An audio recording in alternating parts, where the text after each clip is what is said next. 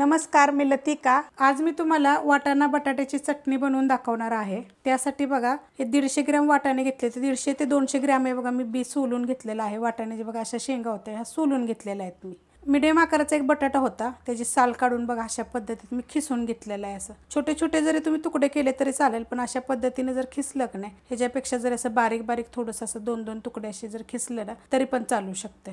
आता चटणीसाठी आपल्याला काय पाहिजे बघा, ह्या जे घेतलेल्या आहेत का नाही, ह्या 5 मिरच्या घेतलेल्या आहेत। ह्या तिखटवाल्या मिरच्या, तुमच्या तिखटाप्रमाणे तुम्ही पोपटी पण घेऊ शकता आणि तिखट पण घेऊ शकता, कमी जास्त करू शकता। छोटा अर्धा चमचा जिरं घेतलेलं आहे, 1 गड्डी लसूण घेतलेला आहे आणि ही थोडीशी देठासकट मी कोथिंबीर घेतलेली आहे।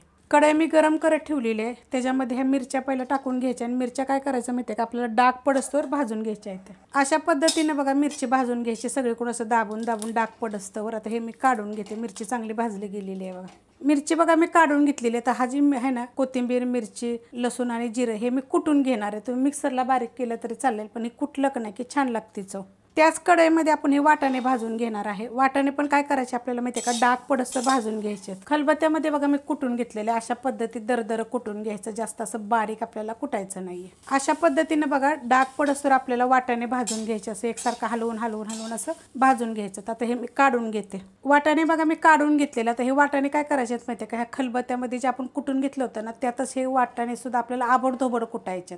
जास्त आपल्याला कुटायचं नाही, आबडधोबड फक्त करायचं आहे। ह्याच खलबत्त्यामध्ये आपण ह्याची चटणी सुद्धा पहिली कुटून घेतलेली आहे, जसं की मिरची, कोथिंबीर, लसूण। त्याच कढईत आपण बनवणार आहोत। तर त्याच्यामध्ये बघा पहिले मी वाटाणे भाजून घेतले होते, त्यात टाकणार आहे तेल। तर तेल काय आपल्याला जास्त टाकायचं नाही, 2-2.5 चमचे टाकलं तर चालेल, छोट्या आकाराचं, किंवा अर्धी पळी टाकलं तरी चालेल। आणि गरम होऊन देऊया। तेल गरम झालेलं आहे, हे टाकायचे बघा एकदम थोडीशी मोहरी, जास्त काय टाकायची गरज नाही, थोडीशी टाकायची। अर्ध्या चमच्याला पण कमी टाकलेले। आणि बघा अर्धा चमचा जिरं टाकायचं, आपण अर्धा चमचा जिरं कुटून पण घेतलेलं आहे। ह्यात टाकायची आपल्याला थोडीशी हिंग पावडर आणि एक मोठ्या आकाराचा कांदा बघा असा मोठा मोठा कापून घेतलेला आहे, जास्त बारीक पण नाही जास्त मोठा पण नाही। ह्याला काय माहिती का, थोडासा कांदा अजून जरी घातला तरी पण चालेल। कांदा बघा हलकासा भाजलेला आहे, त्यात टाकायचे हे आपण कुटलेलं आणि 1 मिनिटभर फक्त मीडियम गॅसवर परतून घ्यायचे। परतून घेतलेलं आहे बघा, मस्त असं परतलं गेलेलं आहे। त्यात टाकायचं आपल्याला मीठ, चवीनुसार मीठ टाकायचं। आणि जे वाटाणे आपण जे कुटून घेतले होते बघा अशा पद्धतीत ते टाकायचे, जास्त एकदम असे बारीक असे करायचे नाही, वाटाणा फक्त कुटला गेला पाहिजे अशा पद्धतीत करायचे। आता हे याच्यामध्ये मीडियम गॅसच आहे, मीडियम गॅसवर 1-2 मिनटं परतून घेऊया आपण।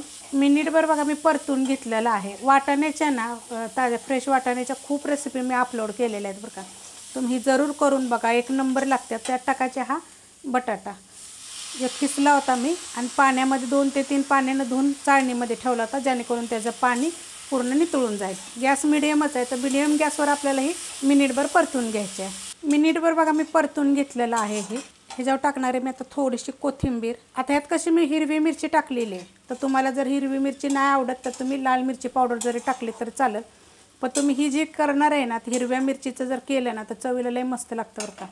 आता आपल्याला काय करायचं आहे, गॅस आहे बारीक केला आहे मी आता, त्याच्यावर ठेवणार आहे झाकण। आणि झाकण काय 2 ते 3 मिनटासाठी ठेवायचं, जेणेकरून जे आपण जे बटाटे आहेत का नाही जे खिसलेले ते शिजतील। 2 ते 3 मिनटं झाले बघा, एकदम बारीक गॅसवर मी झाकून ठेवलं होतं, एकदा पण मी हलवलेलं नाही आहे। तर मस्त बघा असं झालेलं आहे, हलवून घेऊया, 1 नंबर होतं। आता तुम्हाला जर पाहिजे ना तर तुम्ही ह्याच्यामध्ये 1 चमचाभर लिंबाचा रस पण टाकू शकता, आणि जरी नाही टाकलं तर अशाच पद्धतीनं जर खाल्लं ना एकदम छान असं लागतं, चवीला तर इतकं छान लागतं ना। तुम्ही करून बघा। रेसिपी आवडली तर लाईक करा, सबस्क्राईब करा, कमेंट करा आणि शेअर बी करा।